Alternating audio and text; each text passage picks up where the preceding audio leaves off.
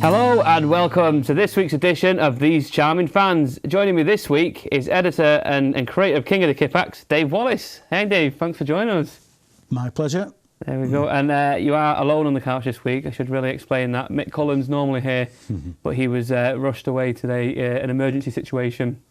Women call it wedding planning. But get well soon, Mick. You will be missed. So, Dave, thanks for joining us. Before we chat all things City, we'll probably mention King of the Kippax, have a quick chat about that. Okay. How long has it been running now? 28 years, I think, now, yeah. 28 years. Wow, I know my dad's a massive fan, so he always reads it and then we all get together. It's just such a great fanzine, and you're the only one left now. We are, yeah. The only paper one you said before. Yeah. It's down to the contributors and the guys who are selling it, really, that we keep it going. So we're getting plenty of contributions, so always lots to talk about with City. Everybody said that, fanzines sell more when your team's doing badly, but we've never found that to be the case. We'd much rather be doing the fanzine now when it's going well. The glory is. Even though the front cover of the last one's gone a bit askew now with Pellegrini guiding us through the icebergs of the Champions League. The Champions League. Yeah, we should have put another iceberg up there with injuries on it, and that would have saved our bacon. Yeah. So with fanzines, there's kind of no restrictions to what you can write about and what you can post. Is that? Pretty well, yeah.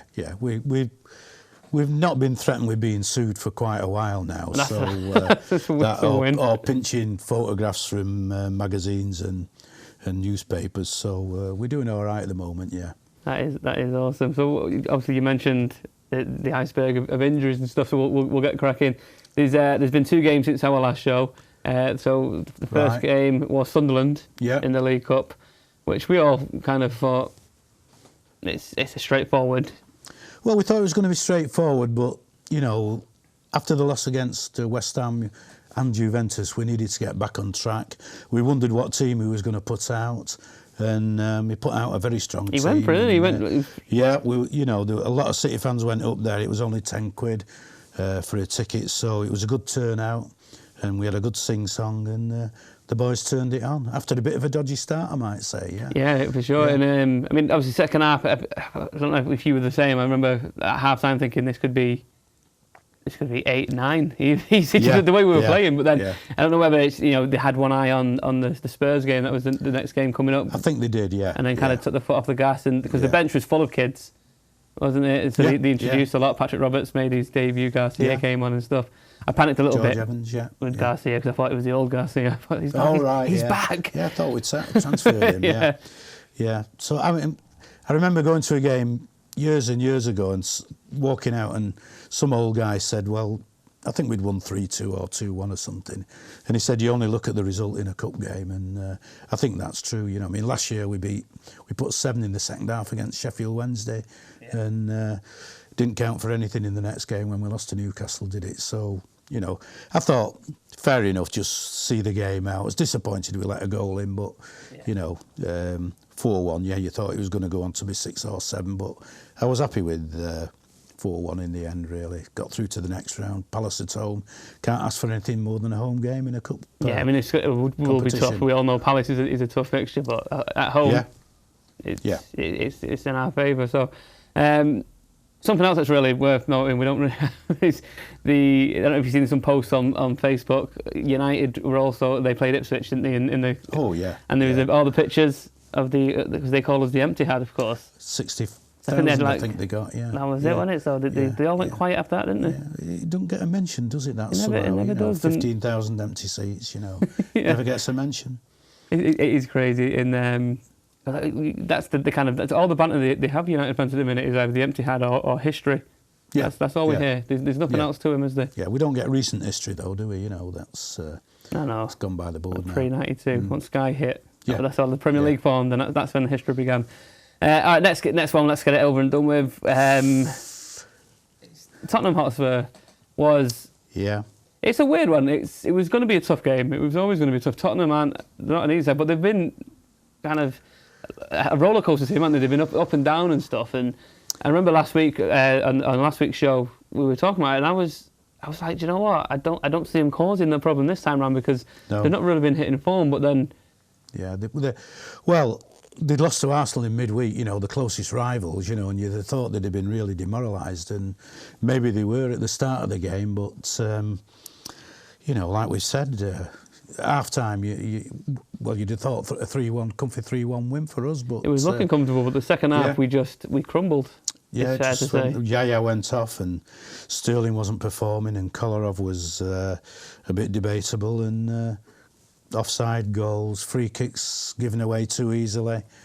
The goalkeeper we were missing the spine the team, weren't we? Joe Hart was out, and I remember definitely. Yeah. I remember thinking at the start of the game, my brother rang me and he was going, "Oh, I can't believe Caballero was in there," and I was like, "Well, we're not. He's not really going to be tested today because you look at the forward line." I was like, we're going to be bombarding him with attacks, but then suddenly you see a couple of them goals and you're screaming at the keeper like with that free kick. It was the in-swinging free kick, so you know where the ball was going, and he found himself in no man's land. He runs out, and suddenly he realised I shouldn't have done this. Yeah. And then he's just stood there. He's not done anything.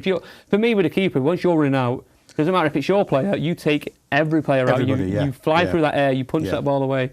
Yeah. And so I don't think Joe Hart's fretting too much about getting his plays back. I know. I was quite comfortable when we had Costel as number 2, and if you remember then they were all saying, you know, Joe Hart's not getting pushed enough, but I thought he was by Costel, you know. Yeah. You know, Pellegrini rested. I won't say dropped Joe Hart. I thought he rested him at that time and brought Pantilimon in, and I thought he did quite well.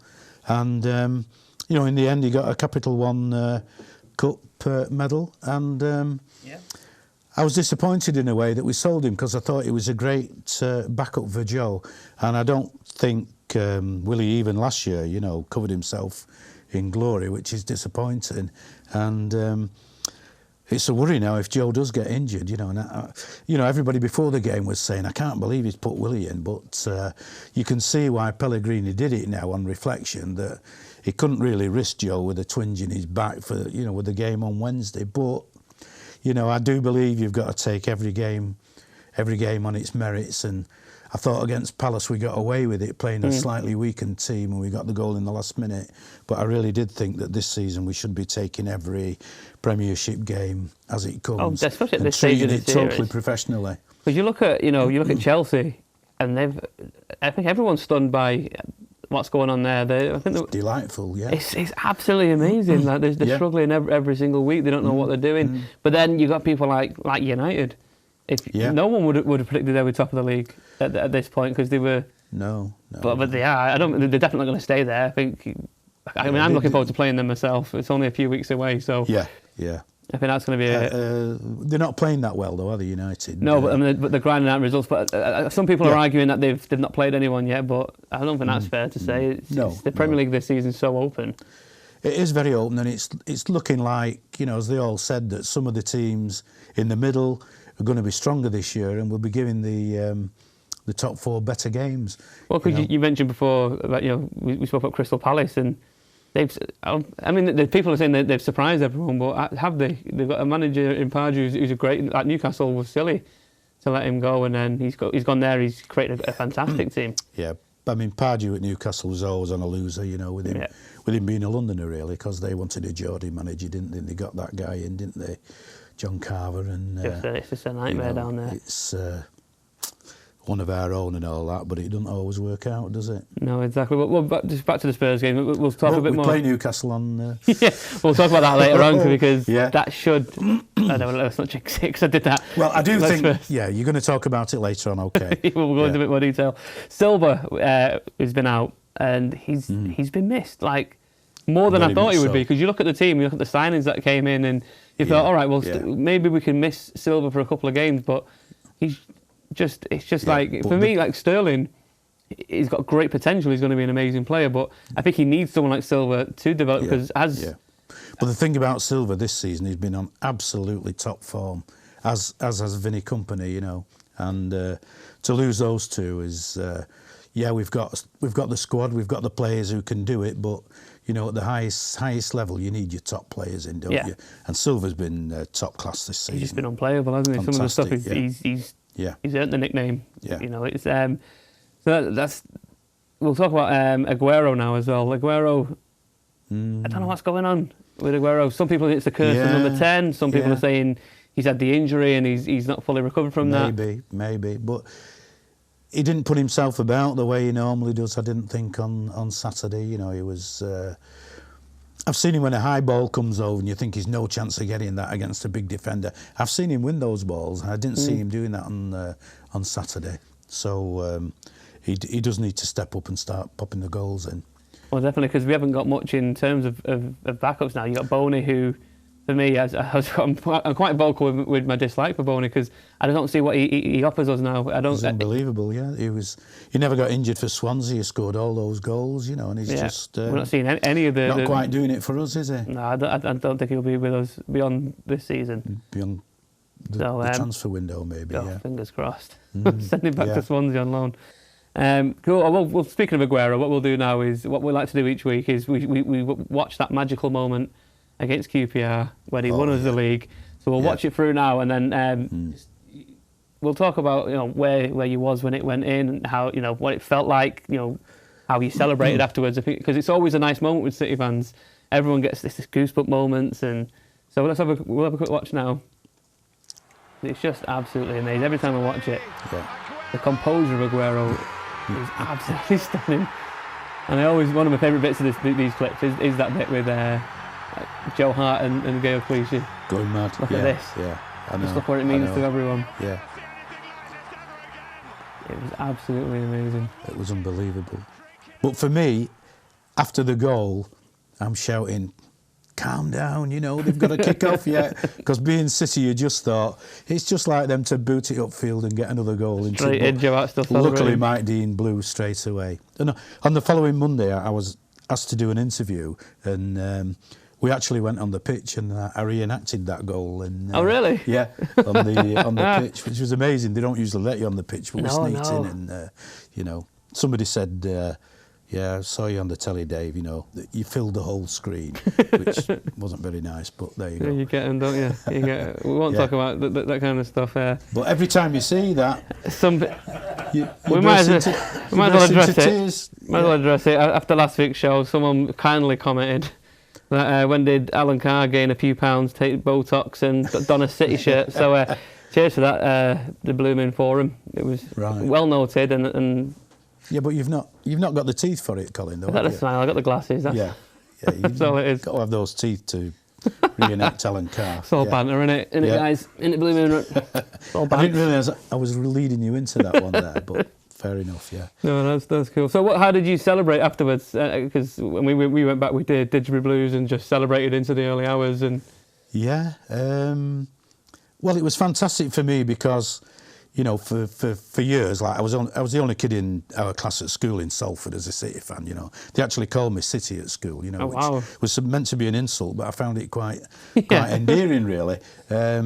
So you know, and I lived away from Manchester for a while. You know, in Yorkshire, and you know, so I went to a lot of games on my own. So for that game, I was there with my missus, obviously, and my youngest son was there, and then my grandson came and my daughter came, you know, and we just celebrated in City Square with everybody. And I can't really remember much much after that. You know, it was just an unbelievable night, and you couldn't really believe it had happened.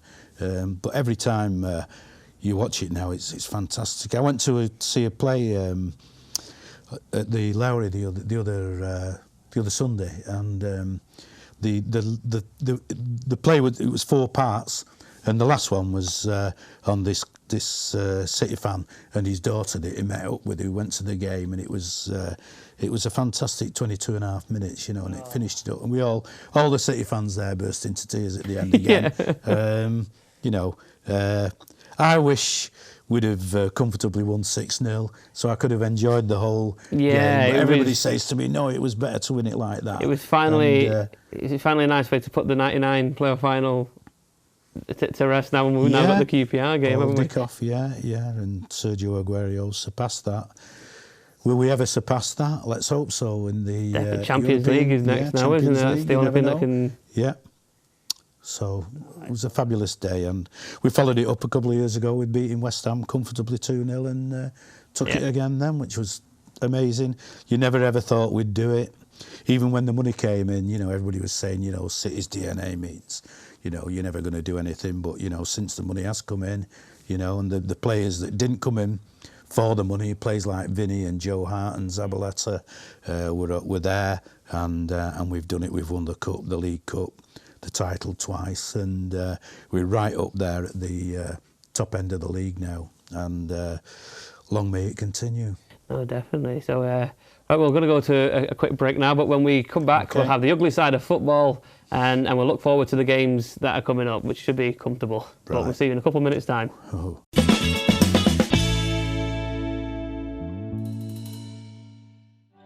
Good bookkeeping is good business. It's true. Without good bookkeeping routines, a small business cannot possibly thrive, and also risks problems with HMRC and other government agencies. We want to ensure your business is fully compliant and further ensure that no business pays more VAT, tax, or pay-as-you-earn than it should. As part of the Better Business campaign, we want to give you a free tax appraisal to make sure you're not missing out on any tax or VAT advantages. All it takes is 10 minutes of your time. What do you have to lose?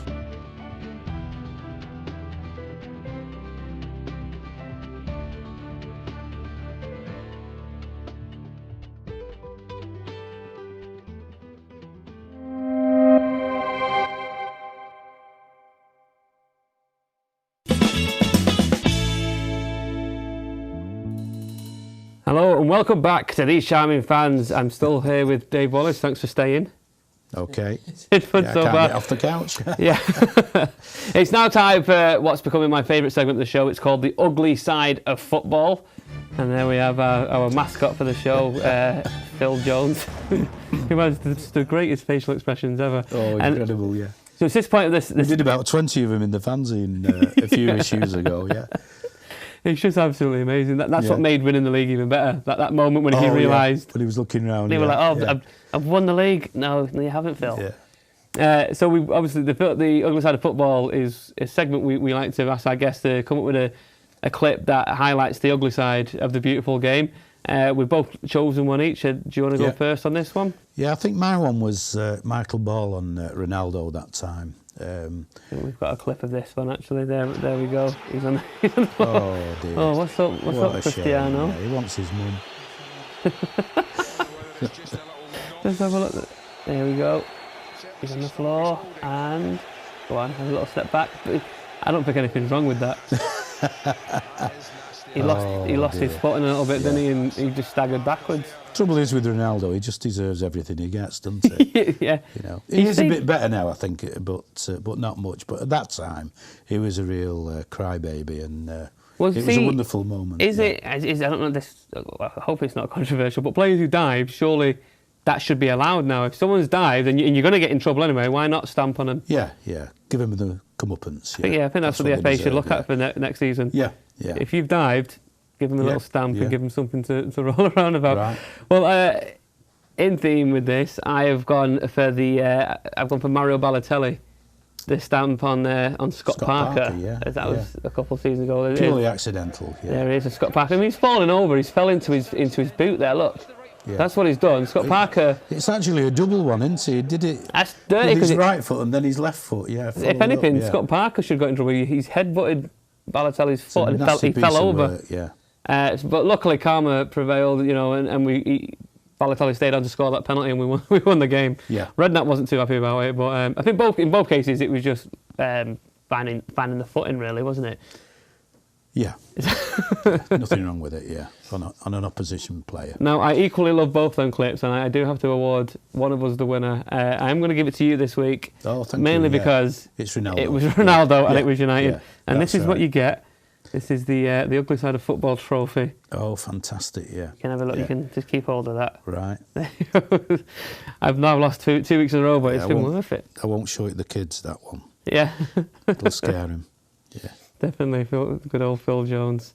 So obviously we've brought up United now. Let's go down the pundits.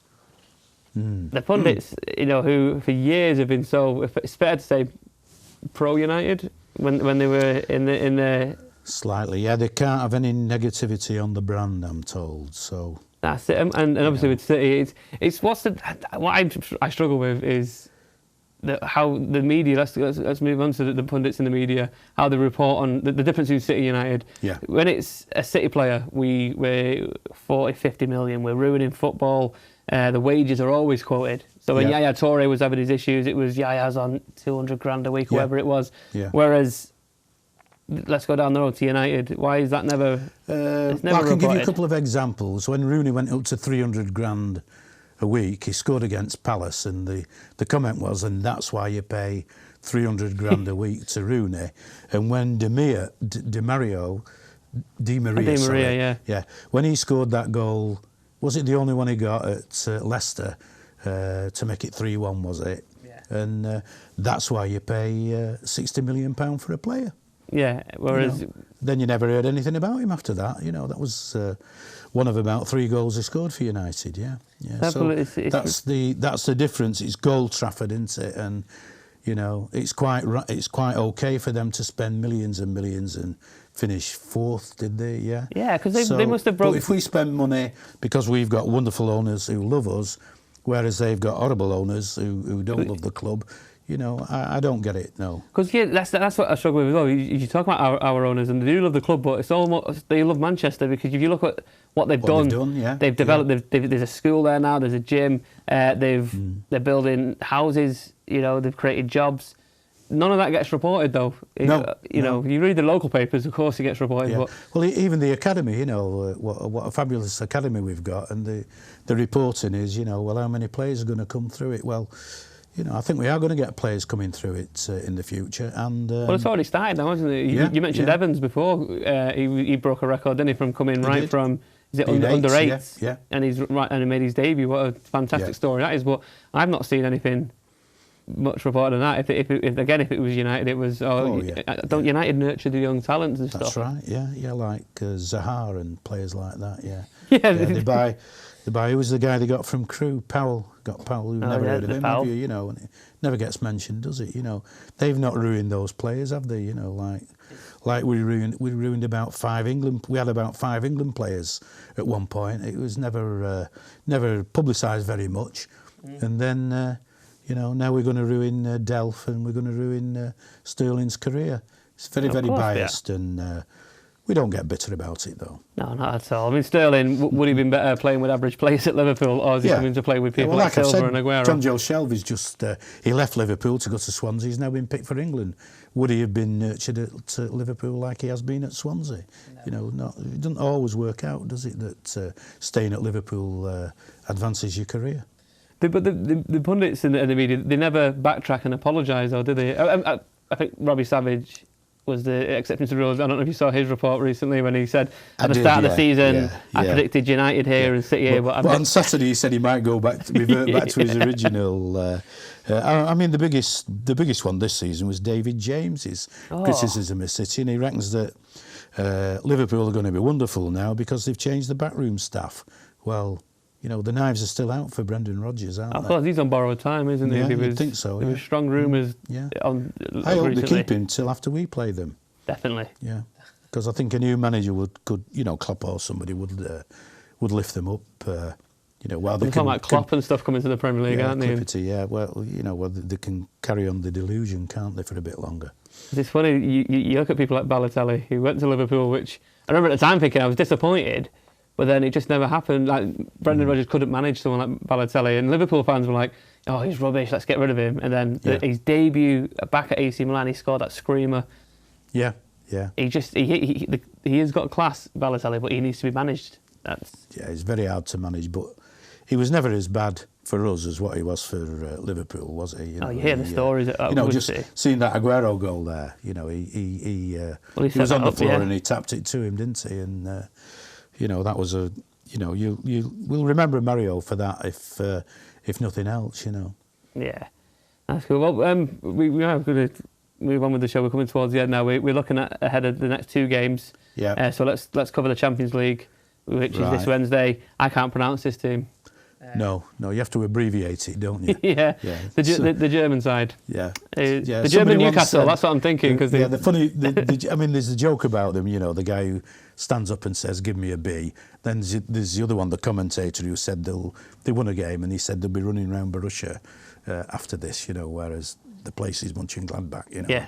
Everywhere's Borussia in Germany, isn't it? Borussia Mönchengladbach. They have picked up, haven't they, in the last couple of games after being very poor. Yeah. But, Juventus have not done very well this season, but they scraped a win against us. We need to win, don't we? Yeah. I think or so, not to lose, yeah. Yeah, it's obviously away from home. There's no easy game in Europe, though, is there, really? No, even the teams that you don't think are too good. And we need to avenge that game, years ago with the 3-1, when they did have a great team. Yeah. They went on to dominate German football for a while then, but they've not done that since then. Yeah. And we've got to take our chance. And so we're hearing Silva is fit. If Silva and Joe are back, that's a big boost for us, especially if Yaya and It's Vinny the massive are out. difference between the confidence you feel going into the game, isn't it? If you got Silva and Joe Hart, yeah, as you say, Vinny Company as well. But I don't want. I keep saying it and it backfires, but I'd like to think it's a comfortable game, but it's not going to be. I know that now. Yeah, I think they are the fall guys in the group, and we need to get wins against them. Get the points on the board, because Sevilla look good, Juventus, they look quite good. I think we can beat them over there like we beat Roma last year, because it was a very tight game against us, and the goals, both goals, went in off the post, and at 1-0 we were in the box seat and should have held on and should have won that game. Yeah, and then next in the league we've got Newcastle at home. Yeah. Now, Newcastle, they're having a terrible time of it at the minute. I mean, they had a great result against Chelsea, but and apart United, from that, yeah, they defended well against United. You've never seen them defend like that before in your lives, and I'd like to think that the hiccup against Newcastle came in the Carling Capital One Cup last year when they beat us 2-0. It's an absolute must-win game that for us now to get us back on track. And you'd think by then, because there's no serious injuries, so surely we should have a full-strength team. Because I think we all got excited, didn't we, in the last home game when we thought it was finally going to have this, Sterling and De Bruyne played and Aguero and Yaya and Silva. You were like, oh, this is it. But then Silva got injured in the warm-up. He did, yeah. And so maybe Newcastle's the game where we see them all. We should still have had enough to beat West Ham, though, shouldn't we? Think so. I was disappointed that. I read Sanya said today that we've got complacent. For all the fans, you can never be complacent with City because we can always shoot ourselves in the foot. But I really thought this season we should be taking every game really, really seriously and be on our toes from the start. Do you still feel that, as they say, you mentioned the older fans and the younger fans, is the term typical City is reserved for people like us who saw us yo-yo through the leagues, and at any point we could be sky high, but then we know instantly something could happen. Whereas the younger fans have never really experienced that, especially fans from the takeover. Yeah, that's true. They don't know really what we mean when we go, it's just typical City. We've still got the mentality. We have to be 4-0 up with quarter of an hour to go to know that we're going to win the game. Yeah. Which is a shame, really, because there's not been a massive amount of evidence of that in recent seasons, but, it is still there, isn't it? Burnley at home last season, Hull at home last season, Burnley away, how did we lose that game, we shouldn't be typical City anymore, but it will always be there at the back of our minds, wouldn't it? United are typical as well, they scrape games, don't they? They win games they should never win, and the 90th, 93rd minute and stuff like that, so get refereeing decisions that, you could say that's typical United, which we do, don't we? Referees are always on United's side, which is true. Yeah, I mean, would they ever get two offsided goals against them allowed? No, absolutely ridiculous. Never ever. But hey, we don't go on about it. No, we hate them. And they're twice as bitter as us, so... Yeah, they are now, and that's what's so beautiful, is it's come full circle and we know what's happening. And I always say to people, when people go, oh, but you're buying the league and you're doing this, and I don't care. Yeah. I don't care. I grew up, I was a child in the 90s when I went to school when we were terrible. Stockport was our derby, it was one of them where so when we won the playoff final, they would win the Champions League and they would win the treble, and that's why I think I went through so much crap at school that So what if we're buying it? It's what it is. It's what you guys did for years. Yeah, teams have always bought the league, yeah. Of course it has. Yeah. Spurs bought it in 1961. You think about when... Everybody was happy for that, you know. We were happy for Blackburn to, to elevate themselves up and win the league, especially when they, pip United. But you think about the transfer market as it is now. United paid, 30 million for Rooney back then, which in this market would be 80 million, wouldn't it? Of course it would, but no one bats an eyelid back then. Yeah. Rio Ferdinand, he came in for an extortionate price. Yeah. But anyways, we're buying the league and I like it. Yeah, who cares? Yeah, I like it. Just keep buying it, yeah. I don't even care. Every year, it will take everything seriously. Yeah. It's well, cool. Well, finally, predictions for the season. What do you see happening? I'd still like to see us win the title. Yep. I think Noel Gallagher said that he'd rather see us win the Premier League a few times before the European Cup. But yeah, we know we've got to do well in the European Cup, and we've got to do better than what we have been doing and get to at least to the quarterfinals. And there's the 2 cups to go for now as well. So it should be a good season if we take every game more seriously than what I thought we did the West Ham game and the second half of the Spurs game. Well, I'm still going for clean sweep. 4? Everything we're going Right, well, I'll settle for 2. Yeah. You're more realistic. Well, thanks, Dave. Thanks for joining us on the show. And thanks for watching These Charming Fans. Do follow us on Twitter, like us on Facebook, and we'll see you next week.